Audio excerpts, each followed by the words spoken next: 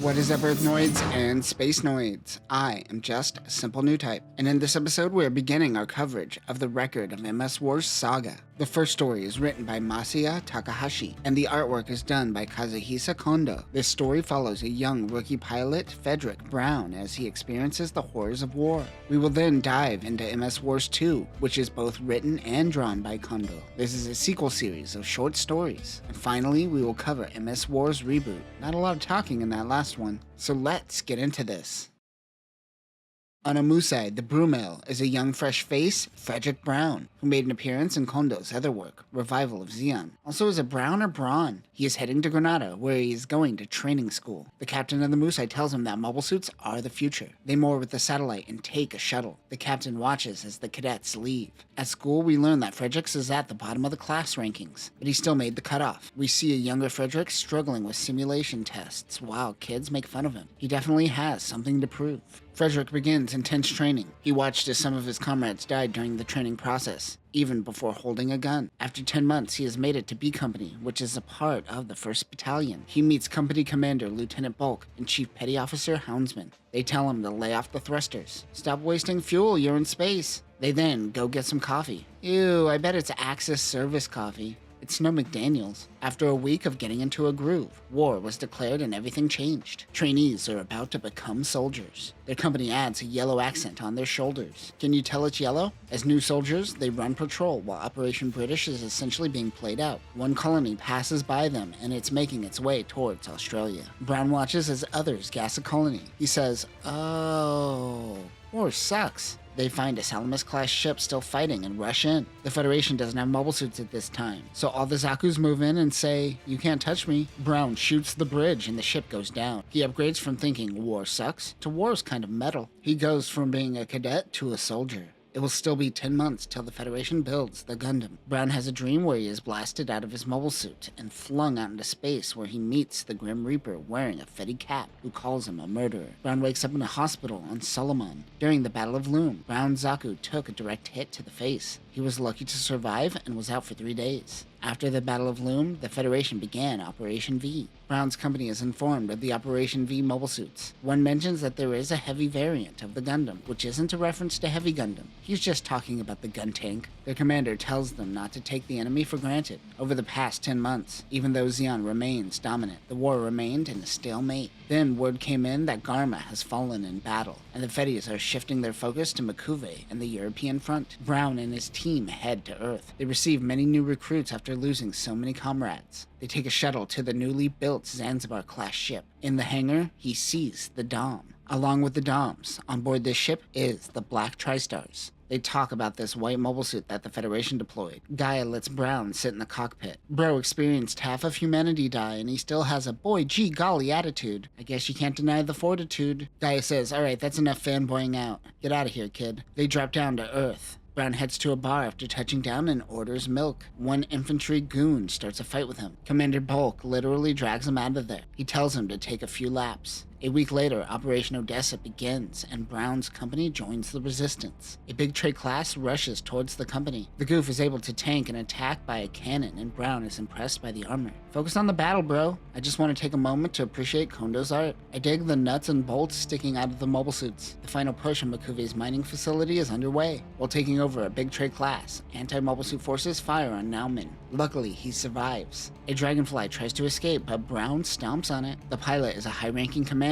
They get a call to retreat or they will be boxed in. The Fetty and Naumann take a ride in his hand. They then get picked up by a Dodai, where they find Lieutenant Bulk alive. Bulk Zaku is hit and blows up. Oh, Lieutenant Bulk is dead. He was killed by the Gundam. Brown takes this once-in-a-lifetime opportunity and jumps towards the Gundam. He slices at the shield and fires some Vulcans. But the Gundam is just too fast for the Zaku. It slices Brown's Zaku in half. He wakes up to find Houndsman. He is alive and is lucky the cockpit wasn't hit. With Lieutenant Bulk dead, their company ceased to exist. Makuve went into space and there was no real leadership on Earth. A Mad Angler team came in and saved Brown and his remaining team. An operation is in the works. Lieutenant Gates was sent in to be their new commander, but he rubs Brown the wrong way. Their teams also receive DOMs and thinks that this might have saved Bulk. Brown thinks this operation is an act of desperation. One soldier thinks of his mother, which makes Brown think of his mother. They head into Jaburo airspace and is attacked. Doms and Zaku's drop down to find the gym. They think it is a Gundam at first. Lieutenant Gates rushes in without thinking. Newman comes in and saves Brown. Since the gyms are new, Fedi pilots are all rookies. They move in fast before the gyms can even think to attack, but they lose a few men due to Gates' incompetence. Nauman returns to the back lines. Brow attempts to swing on Gates, but he is stopped by Nauman before he leaves. His commander lost lives over idiocy. Brown runs off to fight on his own. He runs into a pillbox. Nauman pushes him out of the way and takes all the bullets. He tells Brown not to be guided by hatred in his heart. Nauman dies in his arms. He spots a Komsai and hitches a ride back into space. When he departs, he spots the Gundam. Fredrick fought in the Battle of Abawaku, but was considered MIA after the battle and was never seen again. Just kidding, he shows up in the next story. And that will conclude Record of MS Wars. But let's dive right into MS Wars 2. UC 0083, Jupiter's third moon, Ganymede. An attack has broken out. Gun cannons and gems attack, but are sniped by Zeon. It is a Valkyrie. Nope, not that one. The AMX 103P Valkyrie is a new type use mobile suit used by Haman Karn. This has 4 wire-guided claws, which each have megaparticle cannons. Additional propellant is added to increase operation time. It also equips the Hama shield, which has a beam gun and a mine launcher. Char is following in a Gyan EX. The MS-15 Plus Gyan EX is an improved Gyan, which has enhancements designed for Jupiter use. The missile shield stores needle missiles and space mines. Other weapons include a beam rifle. A Gundam attacks the two. The Valkyrie can't handle the Gundam in close combat. They must pull back. The two seem to be looking for Sirocco. This is in UC 0083, so this is before the events of Zeta. Also, this conflicts with Char's deleted affair. Most of Kondo's work should be treated like a beautiful fever dream. The Gundam pilot says that the Gundam isn't for him. It looks like Kai. Is that Kai? That looks like Kai. Pretty sure that's Kai. The next story is titled The Dog of War, UC 0092. After Char's disappearance, he eventually returned to the public's eye under a newborn Neo-Zeon. Char and the Federation learned a nuclear cache was found at Makuve's old mining operation. The two forces race to find the stockpile. Frederick Brown is piloting a Gyaradoga Kai. That's the guy from the first story. Kondo really makes these mobile suits look chonky in a good way. Long skirts, big shoulders. That's the Kondo way. A Hawkeye informs them that enemy mobile suits are nearby. The MS-19E Hawkeye is a recon mobile suit. There is no data on this unit, but it looks like a high-mobility Psychomu system Zaku with a radome and an EWAX unit. They begin their drop mission and balloon down to Earth. On the drop team is Paolo Tarkin, Mawa, Mesh, and Gross. They look for a Mad Angler team. They are instantly attacked by Fedi units. While holding them off, Zagak 2s come in. Kondo's designs don't need breakdowns sometimes. What's this Zagak 2? Shut up and appreciate this art. They are a part of the Mad Angler team. The Fedis and their fly mantas pull back. Is that a fly manta? These Kondo proportions make me question what these units are.